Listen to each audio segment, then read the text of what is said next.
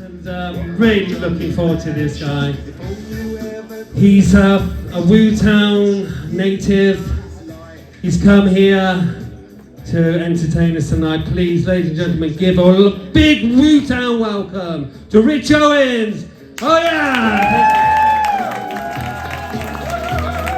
Sex and drugs and rock and roll is very good indeed.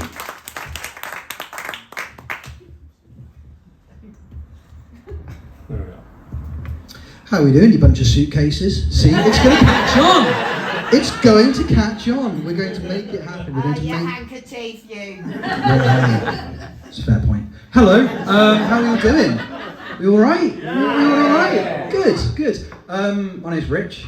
It's very, very nice to be here. Is what my wife told me to say to you to endear myself to the room. What can I tell you about me? I think first and foremost, I'm going to give you all a little look like behind the curtain, stand-up comedy, right? How exciting. A little look behind the curtain. I'm going to share with you some secrets about why we all do this. I mean, first of all, for charity, but more importantly, each and every single person that's performed tonight in front of you all has done it for one very, very simple reason. At the core of who we are desperate for validation. So, on that basis, if after it's all finished tonight, after it's all said and done, if any of you want to come up and chat to anybody that's performed tonight, as many of you already have, and deservedly so, if any of you want to come up to us and say, hey, I really enjoyed that. That was really, really good. You should be very proud of yourself. Happy days. Like, we appreciate it. It's really, really nice. There's no financial value to it, but it's just nice to feel good inside. If you want to take it a step further, get a bit weird with it. If you want to put your hand on my shoulder and say, hey Rich, I just want you to know that what you did tonight was special.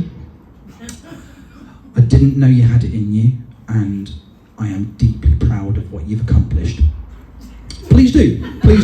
But if you could do me an enormous personal favour and say it in my dad's voice, that would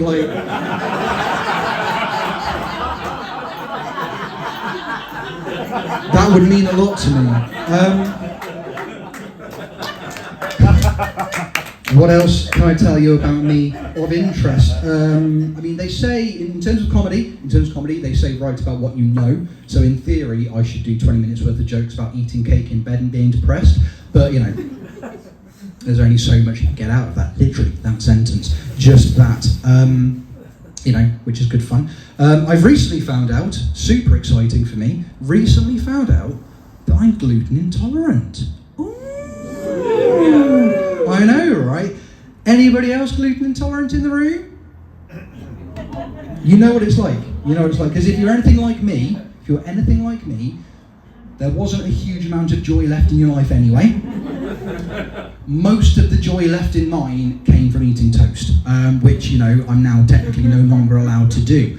I still do, because at a deeply personal level, I hate myself. But, also, I think more importantly, I'm going to continue to do it, because until somebody hands me a death certificate, a legitimate death certificate, the cause of death is Warburton Super Toasty.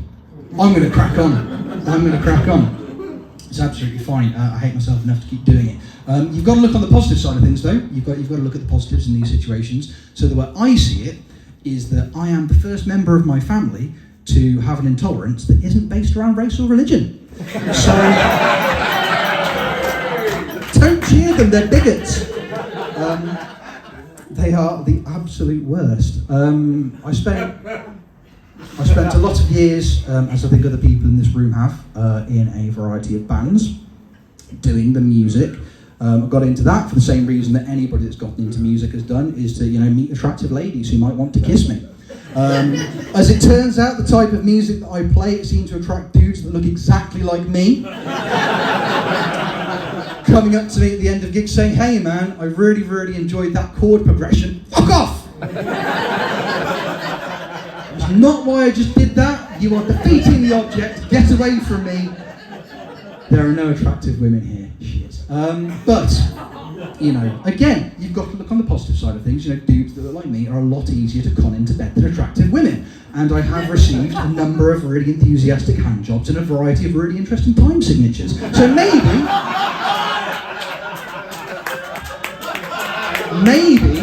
it's not the worst thing in the world.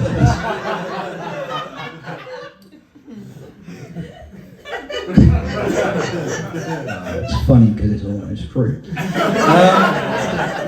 What else can I tell you about me that's interesting? A few years ago, I got to meet one of my genuine heroes. Right? They say never meet your heroes, and in hindsight, fair point. Believe it or not, I got to meet Louis Theroux.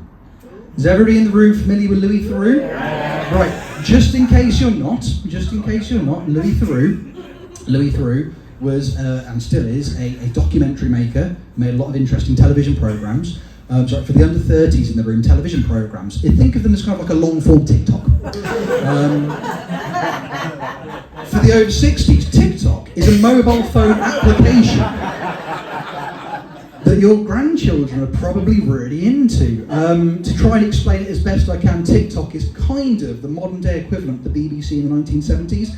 Really, really, really popular, but chock full of undiscovered sex offenders. So many of them on there. I don't know if you're clapping my joke or sex offenders joke. It's very hard to tell. Good risk assessment. Isn't it? Got to be careful. I was told before I did the gig that the entire audience had been CRB checked. But yeah, I genuinely met Louis Theroux. I was on my way back from a gig in London, because I'm doing well. It was about 3 o'clock in the morning. I was in Oxford Services, and I was getting a coffee because I was very tired, and it's dangerous to drive when you're tired. Don't fucking do it. And I'm there in Oxford Services, 3 o'clock in the morning. I'm at the little table where you put the milk and the sugar in your coffee, and I became aware of a presence next to me at the table. Now, looking at me, you would rightly assume that I'm a threat. I'm a very, very dangerous man to know. Like, if you saw me in Oxford Services at 3 o'clock in the morning and didn't just run out screaming, then joke's on you, because I'll end you. But I became aware of this presence next to me, so I thought the best thing to do in these situations, diffuse the situation, show that I'm friendly, show that I'm a nice guy, somebody you would want to talk to while you're putting sugar in your coffee. So I turned around and I said, hello. And then I looked up. I realised, like, fuck, that's Louis Theroux off the telly. And bless him, he engaged with me. He looked back there and he said, oh, hello. If you've not seen him, he sounds just like that. I was like, right, we are off to a good start. I've engaged in conversation with somebody I respect deeply, and I should carry this on. Because if I don't, he'll just walk away, and I've wasted the opportunity. Unfortunately, I'm having these thoughts in real time in my head, so from his point of view, I'm just stood there looking at him. What do I open with? Like, what's the next part of this conversation? Like, do I say, hey, I really, really enjoy your documentaries, you know, I thought the conversations that you've had with people are brilliant. Weird Weekends, what a wonderful series of television. Like, all of these things I could have said. What I went with was, you look just like my cousin Dave. Because he does. Bless him, he went, oh. So I said, I'm so sorry, Louis, you must get that all the time. And he kind of shook his head at me in a really disappointed way, a way that he didn't, by the way, Rolf Harris or Jimmy Savile, and went about his life, instantly forgetting that conversation, whereas I've treasured it for many years, and it's one of those things I wake up at night just regretting deeply. I do love Louis Theroux. Louis Theroux is like a really, really interesting documentary maker. I think that every positive has to have negative. Everything good has to be the bad equivalent. Which, in my opinion, when it comes to Louis Theroux, is Stacey Dooley. I hate Stacey Dooley with a passion, to the point where, she's terrible at her job, and I'd say it to her face. To the point where I have watched some of her documentaries and I always find myself siding with the things she's investigating. Half an hour in, I'm like, hey, Stacey, maybe these Gambian sex traffickers are getting a bad rap and you're not helping. Maybe they make a very valid point. They don't. It's just because Dooley's involved and I don't like her. Better than that Mitchell bloke. Yeah. No. Oh, if they fought, the real winner is me. As well as enjoying Louis Theroux, part of the reason that a lot of us do is we've talked about validation, and with validation comes success, and with success comes, the ultimate, the pinnacle of success, in my opinion. A lot of people will think it's, awards like an Oscar or a BAFTA. Some people might say, the pinnacle of success and recognition for talent is like a star on the Hollywood Walk of Fame. That sounds really interesting. For me, the pinnacle of success would be cementing my place in my close personal friend Peter's big celebrity book of the dead. Which at face value sounds super fucking weird, doesn't it? So I'll give context. I've got a friend called Peter. He's a real human being, and one of Peter's many weird hobbies is that he keeps what he refers to as Peter's big celebrity book of the dead. So every time a celebrity that's had some kind of positive impact on Peter's life dies, cuts out a little picture of him, sticks him in his book, writes a little eulogy underneath. And it's super interesting because it's, it's kind of like a window into the mind of a maniac. And I used to really, really enjoy reading it. I used to enjoy having a little thumb through, just to get a good feel for who Peter was as a person, degenerate, and just get to understand it a little bit more. Now, quite near the beginning of his book, because Peter enjoys his music, as many of us do. Quite near the beginning of his book was a photo of the famous soul singer, the Walrus of Love, Barry White. Big Barry White fan. Who doesn't like a bit of Barry? Sexy music from a sexy, sexy man. Now, it's cut out a photo of Barry White, the Walrus of Love, one of the greatest soul singers of all time. Underneath Barry White, to eulogise him, he's written, Barry White, actually black. But what Peter has done is he's left the next page blank. I was like, Peter, why have you left the next page blank? And he explained it to me. And from that moment onwards, for about the next 10 to, I think it took about 15 years from him explaining to me to this kind of coming good, I was obsessed, utterly obsessed with the death of Cilla Black. Like, I couldn't wait for Cilla Black to die. That was me. Every time the news came on, I was like, come on, today's going to be the day. And then finally that day came. We got news that Cilla Black had passed away. I was so excited. Best day of my life. I phoned Pete straight away and I told him, and he was like, finally we can put this to bed. So now, if you go to Pete's house, which you're probably more than welcome to do, he's a very lonely man, but if you go to Pete's house and you ask to read Peter's big celebrity book of the dead, you'll find quite near the beginning there's a photo of Barry White, the Walrus of Love, one of the greatest soul singers of our generation. Underneath he's written, Barry White, actually black. On the page opposite there is a much newer photo of Cilla Black. Underneath he's written, Cilla Black hosted blind date. 15 years. Okay, that means a lot to me. I want in on that book. I'm miles away from it. I'm a very, very long way away from getting in there, as you can tell. But, I like to think that I'm getting there slowly but surely. There are people who, in a roundabout way, kind of look up to me. And they're my children. I have two of them, who I love, in a way. My son, I am my son's hero. Bless him, he says loads of nice things to me all the time. Like, you're really funny. I really like you. When am I going to meet my real dad? Just, standard kid stuff. Standard kid things, He's a funny boy. He's a funny boy. I also have a daughter, worth pointing out. I have a daughter as well, but she's never said or done anything funny, so she won't feature in the rest of the set. She can If you came around my house, you'd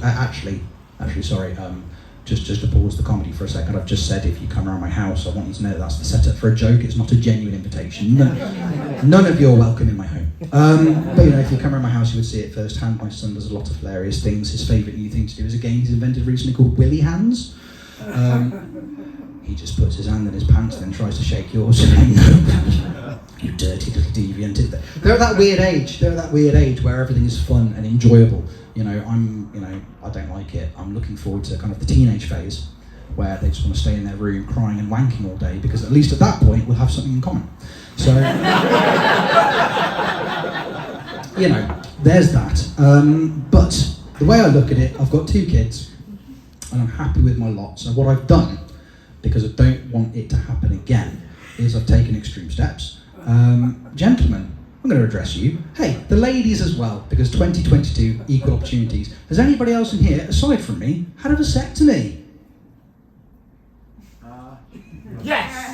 This guy, this fucking guy, he knows. Are you sure? He knows. Yeah, I think I have. Yeah, I was going You to say. think you have? You're a bit uncertain. Doing something down now. Talk me through that you think you have. Was it a legitimate doctor? Did it just happen by accident? Right, okay, well, what I'm going to do, I'm going to explain my experience with this, and if this sounds familiar to you, nod along. If this sounds nothing like what's happened, you've just been assaulted. It's one of the two. So, I think he read a card that said, have sex with me. I don't want to know who sent it, it's terrifying. Bought it from Hallmark though, it's super weird. So, my experience with a vasectomy was as follows, As I say, I've got 2 children, and I don't want any more. That was my first of my 3 kind of essential criteria for deciding that I wanted to have a vasectomy. Got 2 kids, don't want any more, absolutely no interest in it. Criteria number 2, I am now 37 years old, which means that my pull-out game is super weak. And thirdly, and I think most importantly, I just really enjoy unprotected sex with my wife. So, for me, that was the key. Those are the main 3 things. I was all right, I'm ticking all these boxes, I was probably going to talk to somebody about this. So I went to go and see my GP. First thing you do, go see your GP. Now, my experience with my GP was super weird, as it turns out very, very different to a friend of mine. I've got a friend called Steve. I know, 2 friends. Look at me go, thriving. Steve is in a very, very similar domestic situation to myself, in as much as he is married with 2 children and does not want any more. Same age as me, super weak pull-out game. And thirdly, he also really, really enjoys unprotected sex with my wife. So he's a good kind of 6 months to a year behind me in the process. I'm there, I'm helping him, guiding him through and in. And from the collar. So, he phones me, he's like, right, I want to see my GP. That was really weird, wasn't it? Seeing the GP is a really weird experience. And I was like, what do you mean weird? And he talked me through what happened when he saw his GP. And then we compared it to what happened when I saw mine. Now, he goes to see his GP. He says, I'd like to discuss having a vasectomy with you. And his GP's like, mate, are you sure though? Are you absolutely sure? Because you really need to think about it. You'll see on television people will make jokes, it's reversible. Now, once it's done, mate, once it's done, you're done.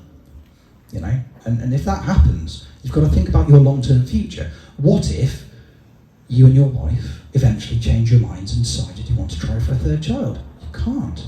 What happens if you and your wife separated and you met a new partner and they wanted children? You can't. Heaven forbid, if you lost one of your children and wanted to try again for another, you wouldn't be able to do it.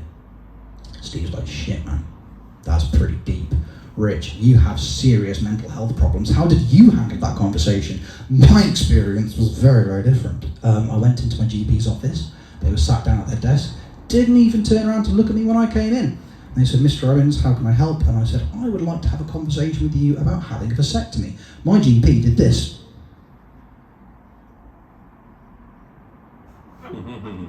Yeah, go on then.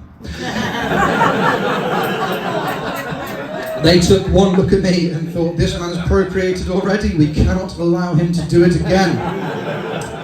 And he made a very, very valid point. He signed off, happy days, off I go to Redditch Hospital to meet my consultant. Seems backwards going to Redditch for medical attention. Yes. Fuck it, stick a leech on it, just see what happens. No, I had to go there. Met my consultant. Then there'd be 2. Met my consultant. My consultant was my favourite person throughout the entire procedure because he was so aggressively Eastern European. And yeah, we chatted, and they ask you the same questions every single time, just to make sure you're sure. And then he said the best thing anybody said to me throughout, I'm going to do an impression, because, you know, you've had one, the rest of you have no idea just how good this impression is. Very much like my Theroux. You know, Mr. Owens, when we do procedure, would you like to have local or general anaesthetic? So when you had yours, what did they do? Sleepy time, or just num num num? Oh, just num. You idiot! Why? Were you given the option? I had to lay a carpet the next day, so... You know, it doesn't say none forever. If it has, consult your local GP. Something's wrong. Hello? No. They. I wanted to check it still worked afterwards. Does it? It's got a point. It just got a point. Lucky. Can't have it all, can we? Now, I had no carpet to lay the next day, so I was like, knock me the fuck out, my friend. At which point, he said to me, the best thing, and this is directed at you should know this. He said, men who have this procedure under local anaesthetic, who are they trying to impress? Me? I am not impressed. I love you so much. Love you. The bear had broken in through the window and just put in a fucking headlock, and I drank some homebrew from under his desk. I think I just kissed him. If it said get on bed, I do it now with teeth. Okay, let's make that happen. The other thing I liked about him is that he was the only person throughout the entirety that used like accurate medical terminology when describing everything. You know, because they talk to you. It's kind of like farm to table. You know, they talk to you from the very beginning to the very, very end. And what they tell you is, and again, to quote my wonderful consultant, Mr. Owens, after procedure, it is very, very important that you masturbate to point of completion at least 24 times. Not what, in a day? Those are rookie numbers. Pump those numbers up, son. Everybody else tiptoed around it. Like, I'm here to have an operation on my genitals. It's okay for you to use the right words. Like, my GP was like, so after you've had the procedure, you will have to clean the pipes. Don't like that. I used to work at a bar. I know what cleaning the pipes involves. If you've never done it, it involves, putting a lot of chemicals in your system, then trying to flush them out with water and hoping for the best. And those days are behind me. I have 2 children. I'm in bed by 10 every night. So I liked him a lot. He was my favourite person. They send you off. Then I went off to hospital, and I had a procedure. There's nothing funny about it. They operated on my genitals. The only thing I remember of the day, because I was a little bit nervous, because I was having the sleepy nighttime procedure. They put the thing in your hand. I've since learned it's called a cannula, not a catheter. 2 very, very different things. 2 very, very different things. They put the cannula in your hand, and then they put the happy sleepy time juice in. And they go, right, Mr. Owens, just count backwards from 10. I'm like, do I look like fucking Carol Vorderman? Jesus Christ. Can't do it forwards. But I tried really hard, and I was like, right, 10, 9, 8, 7, 6, 2, 1. Oh, this is still happening. And the last thing I heard anybody say before they operated on my genitals was like, oh, they're normally asleep by now. No, not for me. Filled me with dread. Woke up, everything was fine. Happy days. Didn't even have to lay carpet the next day. What a champion. But I'm sure you did a wonderful job, and I'm sure your dick really fucking hurt. Because the next day, let me tell you, it really does. Especially when you get home and one of your toddlers runs at you head crotch height. Daddy! No! Oh, get away from me, you horrible little bastards. So, that all happened, everything was fine. I did the pipe cleaning because I'm a consummate professional. Now, this is what they don't tell you, because at the end of all of this, you have to go and you have to give a sample, because they have to check to make sure it's worked. Now, they made me go, which in hindsight, I'm not sure if I'd take personally, but they sent me to Birmingham Women's Hospital. Where, when you get to the front desk and you say, hello, I'm here to masturbate, when they say, have you made an appointment? Always say, do you not do walk-ins? Because very, very similar to going out to eat during lockdown. It's like, hello, I'm here to masturbate. Fine, you can, but you have to sit down, you have to order food. No more than 6 of you. So got there, and my wife, bless her, my lovely wife, she came. Her? Oh no, sorry. She came with me to the appointment. Only I came, as is tradition in our marriage. She came with me, and she said, I don't want to come into the room with you when you're doing the thing, because it's just a bit weird if I do. And I was like, yeah, I'll give you that. That's a bit weird. So they lead you off, they take you into the room, they give you a little cup to do your doings into, and then suddenly you're alone in a very, very sterile looking room with a very sticky looking sofa and the most depressing thing I've ever seen in my life on a table in front of you. Now, is there anybody in this room who has a job that they don't like? It's okay, we're among friends. Look at that hand going straight out now. What's your name, man? What do you do that you hate? Chefing. You're a chef? Yeah. In this economy, you must be some, like, why don't you like chefing? It's shit. Yeah, but like, there's a massive, you can charge, you can a mad squiller chef at the moment, because there's none of them. It's because of your attitude, there's none, how dare you. But, alright, okay, so let's see, what's your name, sorry man? Ollie, let's use you as the benchmark, Ollie. Right, let's use you as the benchmark, because I'm going to describe somebody's job now, and at the end of it, I want you to honestly tell me if you think that chefing is worse than this. Go for it. Because on the table in this horrible, horrible room in Birmingham's Women's Hospital is a folder. Inside the folder are some very, very clearly laminated pages. Which means, ladies and gentlemen, when you really stop and think about it, when we were on our doorsteps clapping for the NHS last year, you were clapping for a very small percentage of people who work in hospitals who at some point during their day were given 20 quid out of petty cash by their supervisor, told to go to the nearest newsagents, purchase some top shelf magazines, bring them back to the hospital, a place of healing, go through them, choose their favourite images, cut them out, laminate them, and then stick them in a folder for people like me who have just had medical procedures to relieve themselves to. Worse than chefing? Yeah. There you go. See? My mate went for one of those and it was horse and hounds, so... And I finished far too quickly. I like to think that deep down there is a very, very small percentage of NHS workers who are secretly super into that, like they got into the gig because that's what they wanted to do. They come from a very, very, very long line of like NHS pornography laminators. I like to think that there's a guy, his name's like Steve, and Steve is just like super fucking into it because Steve's dad before him was an NHS porn laminator. Steve's granddad before him was an NHS porn laminator. Steve's granddad's dad before him, well, there was no laminating, but you know, he'd draw you a very, very accurate photo of a lady's tuppence and just hold it up to the window for you to do whatever you needed to do. But now those things are starting to die out. And do you know why they're dying out? Because of the internet. Because of your tubes and your hubs and your ex-hamsters and other assorted websites which are available. There's always horse and hounds. There's always Horse and Hounds, which is available digitally, which I'm a big fan of.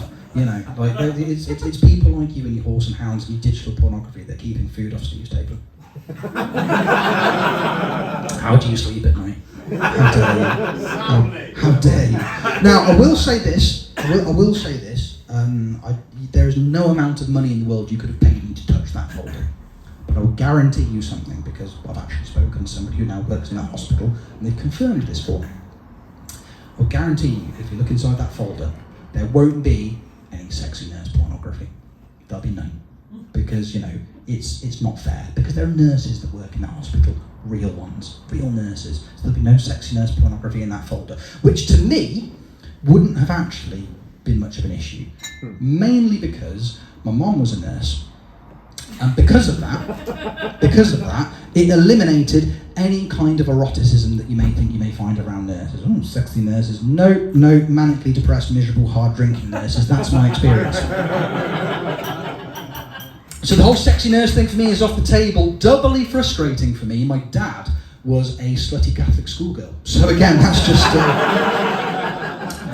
that ruined as well. So sad times for all involved. Ollie, do you want to get a job in the NHS, or are you happy cooking? Fuck that. Yeah, there you go. No, you can't. Good. That's the point. Ollie can't. He's not allowed. not allowed near hospitals.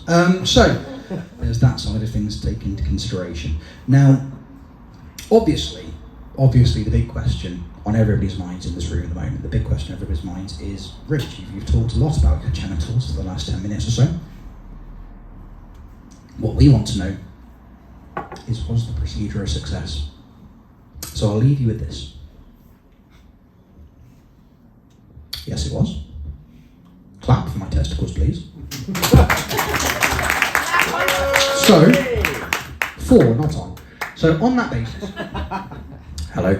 On that basis, I'll just leave you knowing this, ladies, gentlemen, anybody who's here. Now knowing that I am firing blanks and incapable of impregnating anybody, if there's anybody in the room who's looking at me thinking, you know what, I would be well up for an affair with that very, very tired, depressed looking man. The only thing that's holding us back at this point is your discretion. Thank you very much, everybody. My name's Rich Owen, and you've all been really, really lovely. Thank you very much. Give yourselves a round of applause. You're very good.